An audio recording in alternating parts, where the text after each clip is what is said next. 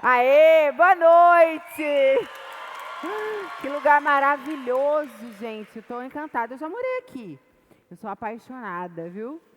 Bom, vou começar falando uma coisa para vocês que me aconteceu agora há pouco. Uma das coisas que mais me perguntam é sobre minha força. Maíra, como você faz para ser tão forte? E qual é a sua maior dificuldade? A minha maior dificuldade, o que é mais difícil para mim, é pedir ajuda, sem sombra de dúvida.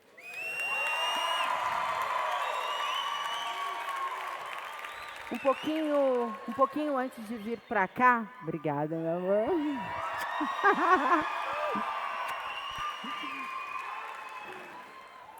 Um pouquinho antes de vir para cá, eu tive.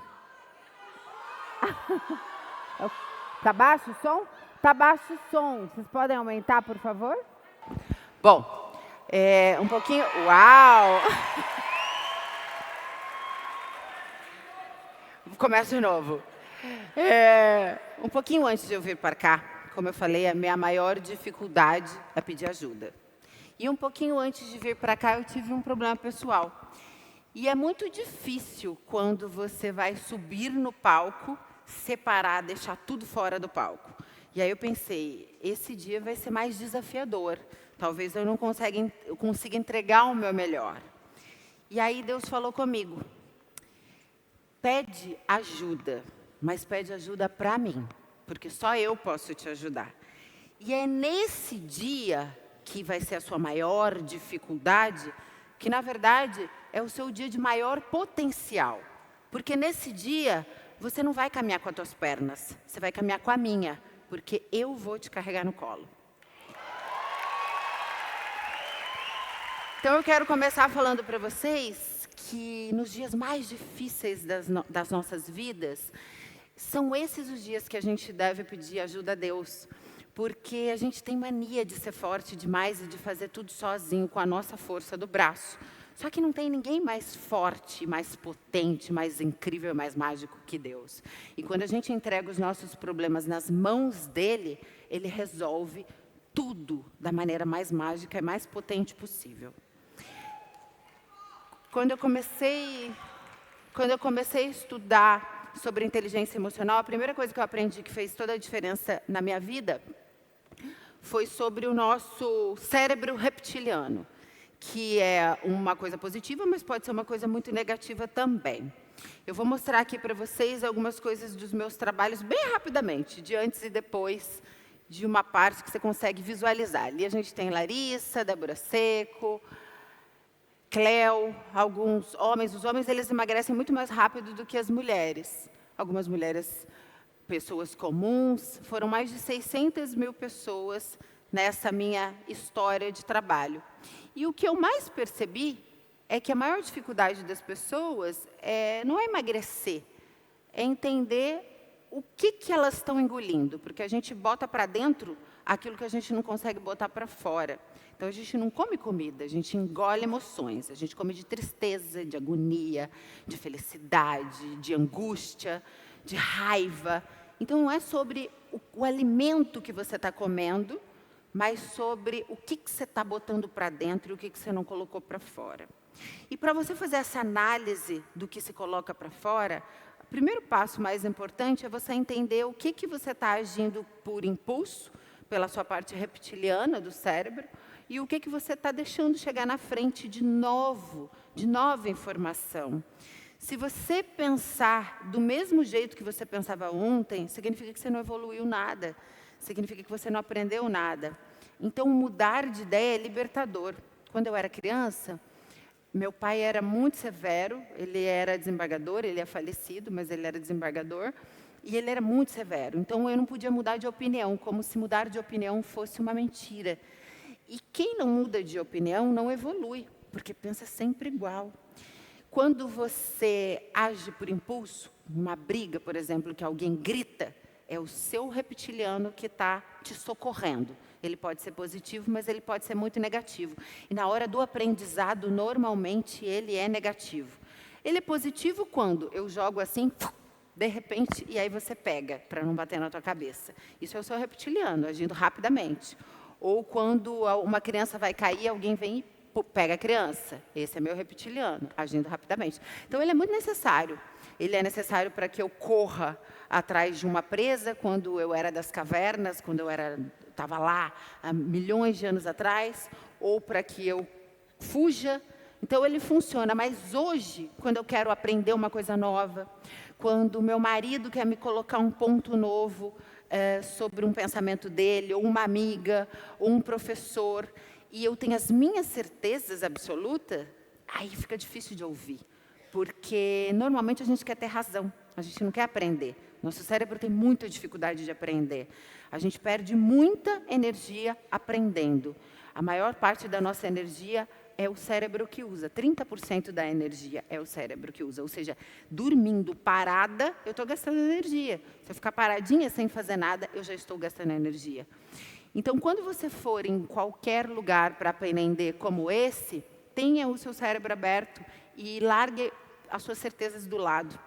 Eu sempre costumo falar, coloca a mochila do lado, tudo que você aprendeu você coloca dentro da mochila, escuta tudo que todo mundo tem para te dizer. E no final do evento, o que fizer sentido você leva para casa, e o que não fizer você joga fora, está tudo certo. Mas em copo vazio, copo cheio, não cabe mais nada, em copo vazio cabe mais informações. Quando a gente começa a nossa relação com a comida, quando a gente é criança, quando a gente é muito pequenininho ainda, e através da primeira reação que a gente tem com o mundo, é a amamentação, é os seios da nossa mãe. Não é à toa que quando a gente engravida, a auréola fica mais escura. Quem aqui é mãe? Levanta a mão para eu... Olha, bastante. Então, vocês sabem, a primeira coisa que escurece são as auréolas dos nossos seios, que é para o bebê conseguir enxergar, que é o primeiro contato que ele tem com a mãe. Ele não enxerga direito, então ele consegue enxergar dessa forma. E aí, ele tem a sensação de ser amado, ser acolhido, porque o leite é doce, o colo é quente, e ele fica com aquela sensação de amor. Então, a primeira conexão neurológica que ele faz através da comida é o amor. Então, ele começa a criar os neurônios, as informações, e tudo através daquela lembrança do amor. A segunda lembrança que ele tem, que também é através da alimentação, quando o bebê tem mais ou menos uns 6 meses, e começa a introdução alimentar. E quem é mãe e pai sabe bem dessa dificuldade. A gente para na frente da cadeira do bebê e lá fica, no mínimo, 1 hora, para dar um pedacinho de banana desse tamanho, que o bebê cospe, a gente volta, o bebê cospe, a gente volta. Isso é uma grande forma de amor. E ele se sente muito amado. E lá se vai mais uma conexão neural através da alimentação.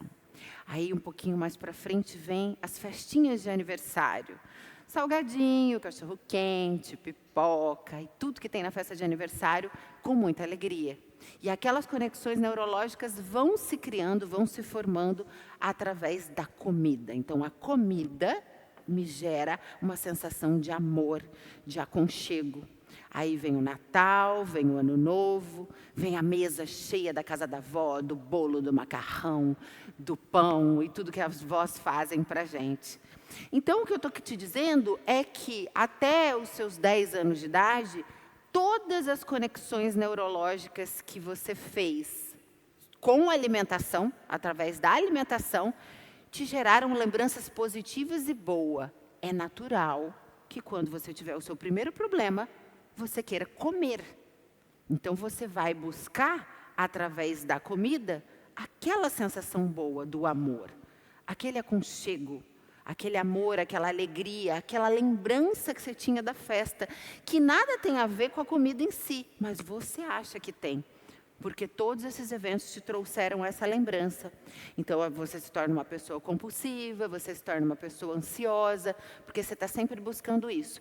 E agora você é uma pessoa que, se você começou a comer e a se sentir culpada, que acontece com muitas pessoas, agora você também é dependente. Além do amor, que você vai buscar através dessa comida, tendo dopamina, subindo a sua dopamina, comendo um chocolate ou alguma coisa que te eleva a dopamina, agora você também é dependente do cortisol, que é o hormônio da culpa. Ou seja, eu como porque eu estou triste, porque eu perdi meu emprego, porque eu terminei meu relacionamento, porque eu briguei com a minha mãe. Então, eu como porque eu preciso me sentir feliz. Mas esse prazer dura 5 minutos e depois ele acaba. Imediatamente vem a dopamina para o meu cérebro e aí eu me sinto culpada, porque aquela comida agora me faz mal. Ou ela me deixa doente, ou ela me traz o sentimento da culpa porque eu vou engordar, ou ela me prejudica de uma outra maneira, ou até mesmo com as minhas próprias decisões. Não honrar com as suas próprias decisões são uma das coisas mais frustrantes. Não tem nada mais frustrante do que a gente avacalhar com a gente mesmo. A gente se sente mal. Então, nessa hora, é a hora que a gente se sente culpado e começa a produzir cortisol. Só que o nosso corpo, ele não foi feito para receber essa quantidade enorme de cortisol que a gente libera quando a gente sente culpa. Mas quando você libera muito cortisol durante muito tempo, o seu corpo começa a falar, uai, tem alguma coisa errada. E aí o teu cérebro começa a mandar um comando para as células do seu corpo se adaptarem àquela nova quantidade de cortisol, uma vez que ela é a quantidade correta que você está liberando a toda hora. Então, o teu cérebro fala, olha, membranas, se adaptem para essa quantidade de cortisol, que isso aqui deve estar certo. E aí o seu corpo se adapta, só que agora você se tornou dependente de cortisol. E aí você fica naquele ciclo de compulsão alimentar, que você come, se sente culpada, e come para se sentir feliz, e come para se sentir culpada, e fica naquela condição cíclica. Alguém se identificou? Bastante gente, né? Qual é a parte aliviante? Que isso não depende só de você. Então, às vezes, você fica com uma sensação ruim, que eu sou fraca, ou eu sou fraco. Não tem nada a ver com fraqueza. É químico. É uma química que acontece. A biologia do seu corpo se comporta dessa forma. E qual é o maior dom que a gente tem? De aprender e fazer diferente. Enquanto você não sabe o problema, você não sabe com quem você está lutando. Imagina que você tem um monstro invisível. Como é que você vai saber com quem que você está lutando? Agora, se você sabe que você está quimicamente dependente por esse ciclo, aí você vai se informar um pouco mais sobre ele, que é o que a gente vai fazer hoje. Aqui eu tenho um caminho de grama básico. Então, tenho lá uma grama e eu começo a andar em cima dessa grama e eu faço esse caminho. Esse é o comportamento de um caminho neurológico quando você vai por repetição. Então, quando você começa a fazer uma dieta e você falha, toda segunda-feira você começa, toda quarta-feira você já falhou. Ou toda segunda você começa, à noite você falhou, ou sexta você falhou. Isso você criou um caminho neurológico fadado ao fracasso, mas um caminho neurológico verdadeiro que você falha. Então, esse caminho, de tanto você falhar, de tanto você passar por cima do mesmo lugar, ele ficou registrado como um caminho correto. Por mais que não te faça bem, por mais que você não queira esse caminho, é por lá que você vai. Então, quando você começa uma dieta, ele já sabe aonde ele tem que ir. Ele vai falhar no mesmo lugar. Você vai cometer os mesmos erros, porque você está caminhando pelo mesmo lugar. Você vai começar a comer as mesmas coisas, você vai atrás dos mesmos profissionais, atrás das mesmas dietas. Então, um bom caminho para que você possa fazer algo diferente é fazer algo que você nunca fez. Comer o que você nunca comeu, mudar a sua rotina. Se você malha de noite, você malha de manhã. Se você não malha, você passa a malhar. Se você sempre treinou, faz um outro esporte. Se você acordava às 8, passa a acordar às 5. Você tem que mudar coisas na sua rotina, e essas coisas elas nem precisam estar relacionadas com o emagrecimento. Mas o fato de o teu cérebro estar em mudança, ele se abre para o novo.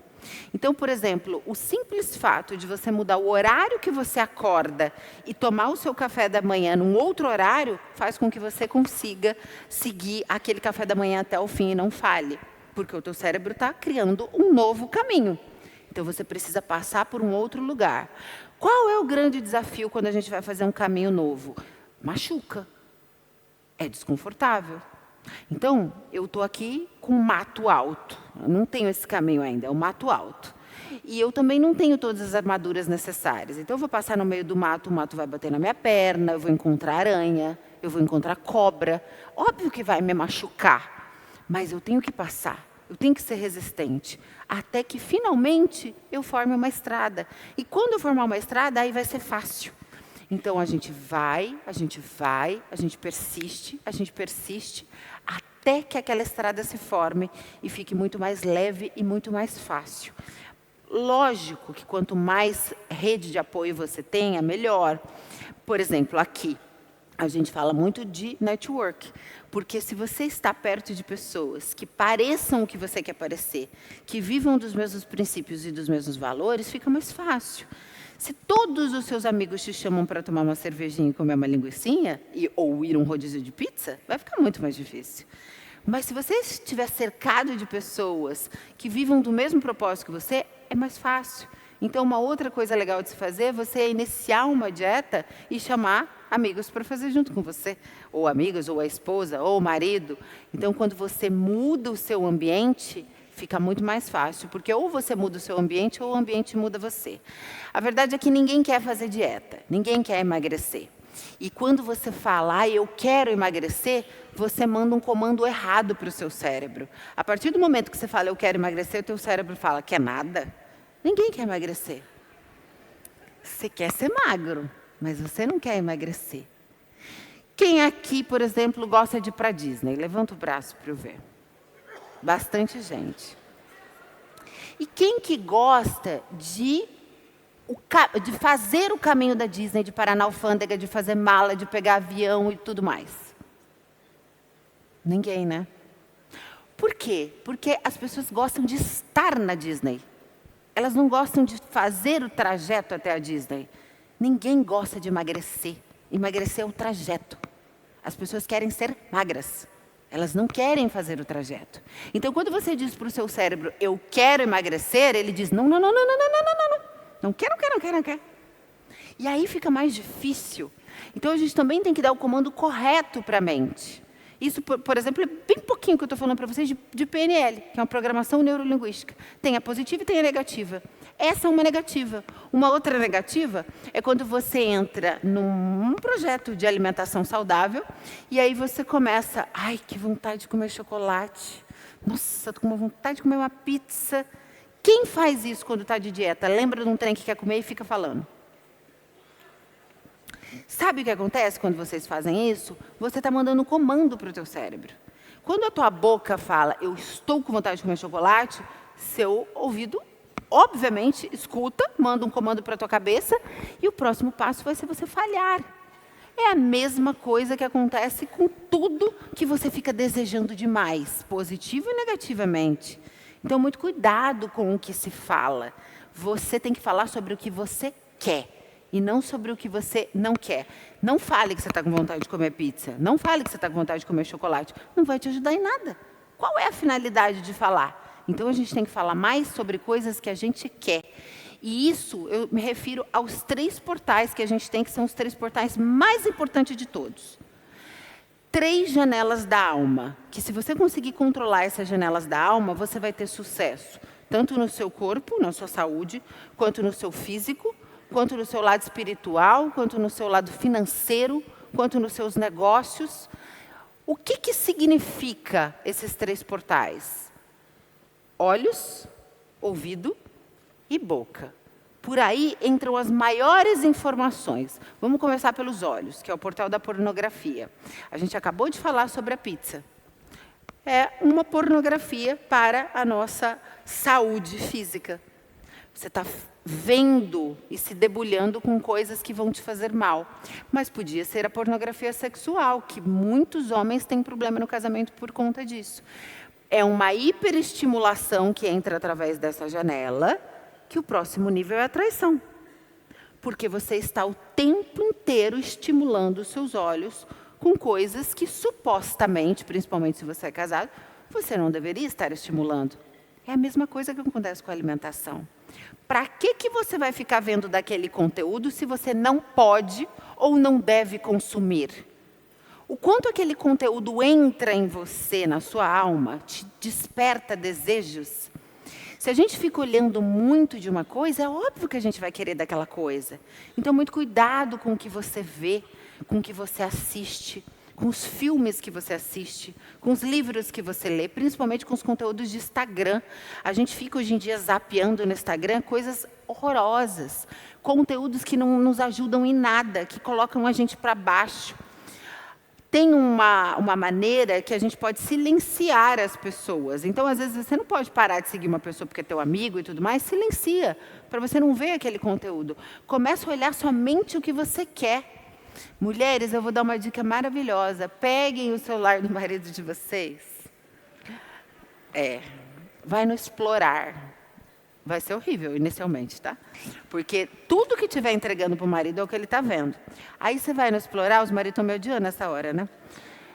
Aí você vai no explorar e você começa a colocar nos 3 pontinhos. Não quero mais ver desse conteúdo.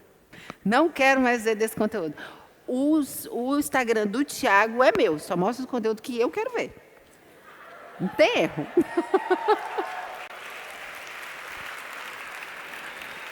Sabe por quê? Às vezes, as pessoas precisam de ajuda. E essa é uma maneira, se você souber levar com humor, sem enlouquecer, sem surtar, sem gritar com o marido. Se você souber levar para ajudar de verdade, é muito bacana. Porque aí é parceria.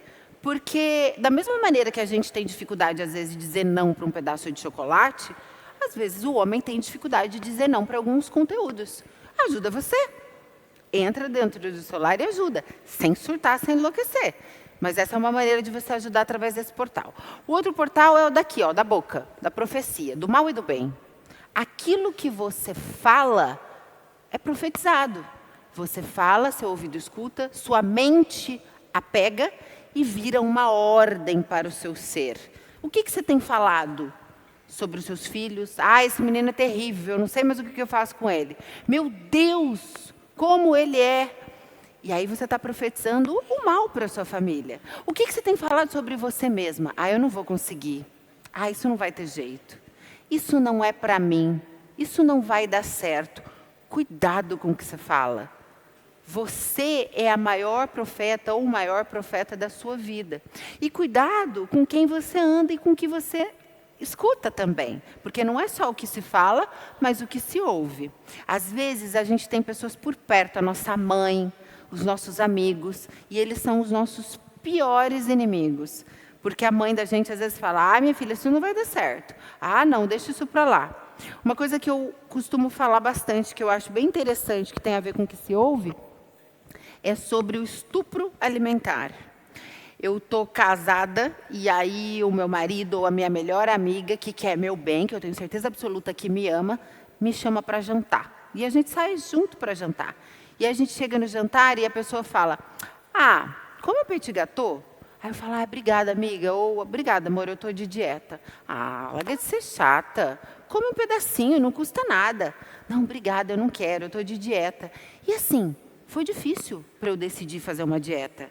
Afinal de contas, eu estou abrindo mão de coisas que eu gosto para uma decisão que fui eu que tomei. É uma escolha minha, da minha vida. E aí, de repente, eu escolho isso para mim, para me fazer bem, para a minha saúde, ou para o meu eu, para eu me ver bem. E essa pessoa que me ama está me insistindo para comer algo que eu já disse que não. E aí, o que eu faço? Porque, normalmente, 90% das pessoas que têm dificuldade de emagrecer têm dificuldade de dizer não para quem ama. Então, essa pessoa ela vai comer. De tanto a pessoa que ama insistir, eu vou comer. Ela vai me enfiar a goela abaixo aquilo que eu disse não. E eu vou comer para agradá-la. Chegar em casa eu vou ficar mal, vou chorar, afinal de contas sou eu que tenho que lidar com o meu corpo e com tudo que vem com ele, com a saúde, com a dificuldade de descer, de subir, de brincar com os meus filhos. E aí eu falo uma coisa, essa pessoa que te ama, o que vai mudar na sua relação com ela se você está comendo petit gâteau ou salada? Por que será que ela fica te insistindo comer aquilo que você disse não? É inconsciente. Mas, na verdade, as pessoas não dão conta de lidar com a sua determinação. Óbvio que é inconsciente, porque eu estou falando de pessoas que amam vocês. Mãe, pai, melhor amiga. Só que quando você está de dieta e a pessoa que está na tua frente, ela não consegue fazer o que você está fazendo, e não tem a ver com dieta, tem a ver com a determinação. Não tem a ver com você estar comendo ou não, tem a ver com você falar não sobre algo que é difícil. Aí essa pessoa que está na sua frente, ela fala, olha, inconscientemente, não é possível que ela consegue. E aí, a partir do momento que você come, ela se sente bem. Porque aí você falhou. Então, significa que você também é parecida com ela. Então, quando a gente entra em uma dieta, a gente sofre desses estupros alimentares, que são pessoas que nos amam querendo enfiar a goela abaixo aquilo que a gente não quer comer. Então, cuidado também com quem você anda e o que fala as pessoas que você anda, mesmo as que te amam. Explica para elas o quanto é importante para vocês. Ficar atento para ouvir é dar atenção, o ato de prestar atenção àquilo que se ouve.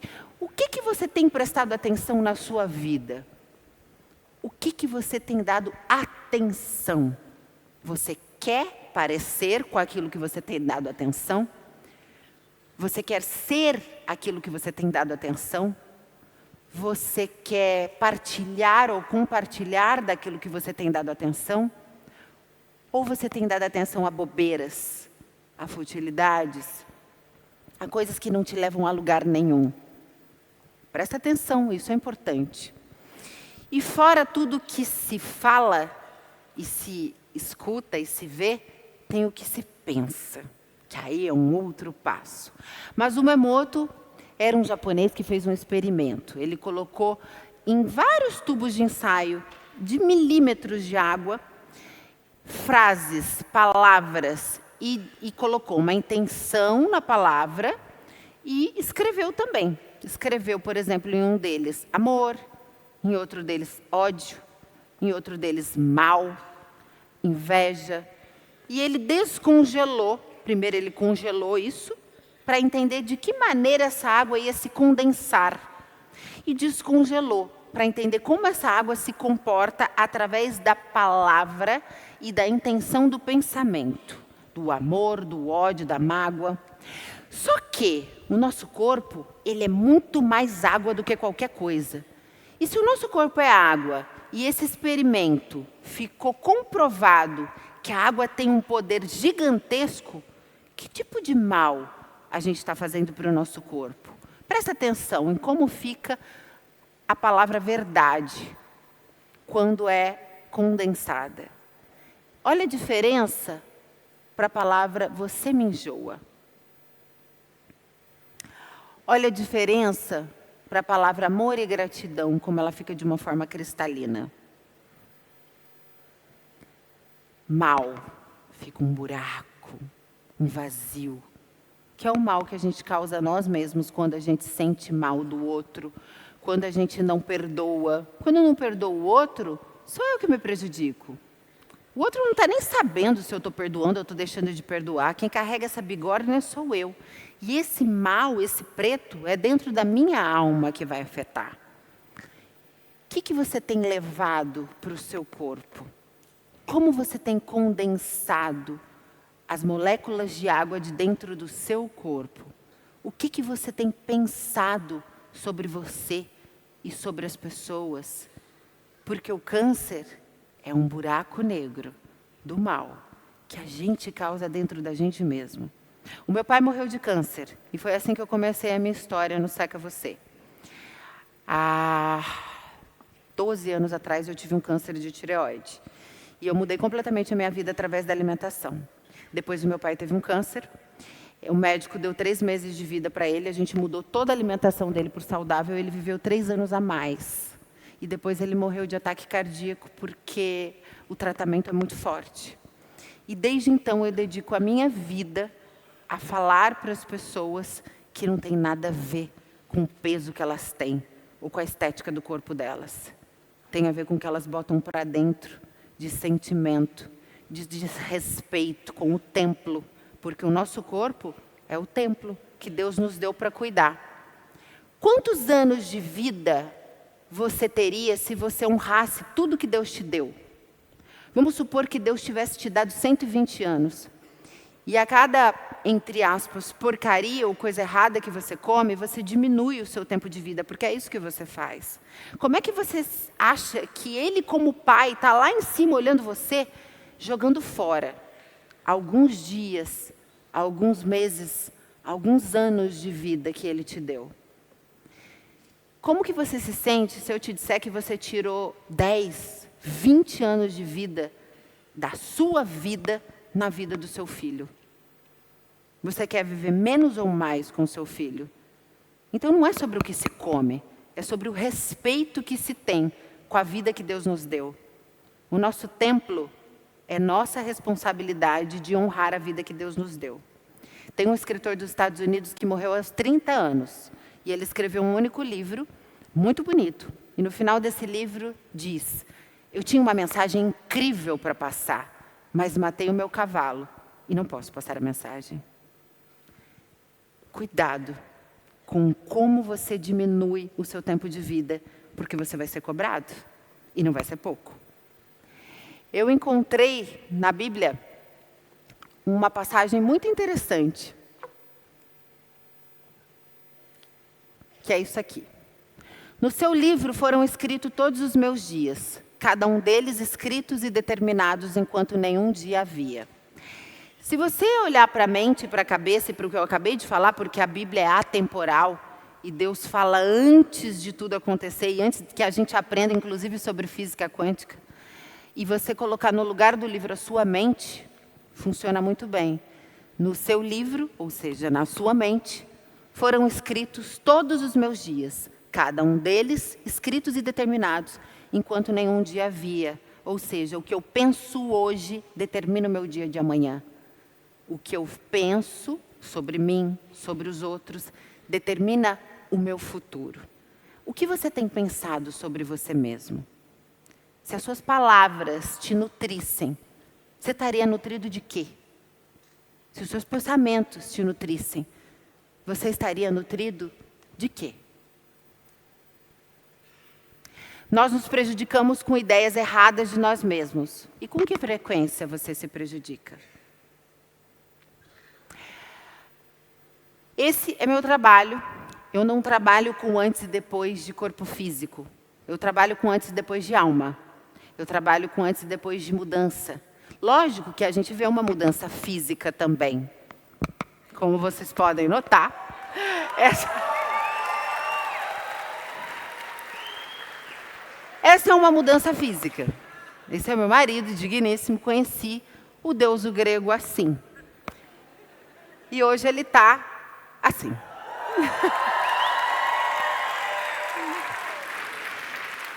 Eu tenho muito orgulho quando eu mostro um antes e depois, porque ele mostra muita determinação do meu cliente. Ele mostra muita determinação do ser humano. É muito custoso você ter um antes e depois de corpo físico, porque você tem que vencer a sua carne. Mas o antes e depois mais bonito, eu não posso mostrar, que é o da alma.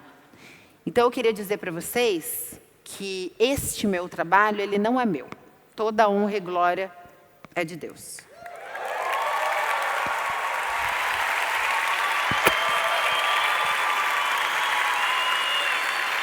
Muito obrigada.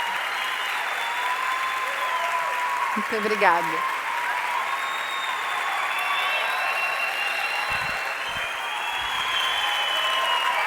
Muito obrigada.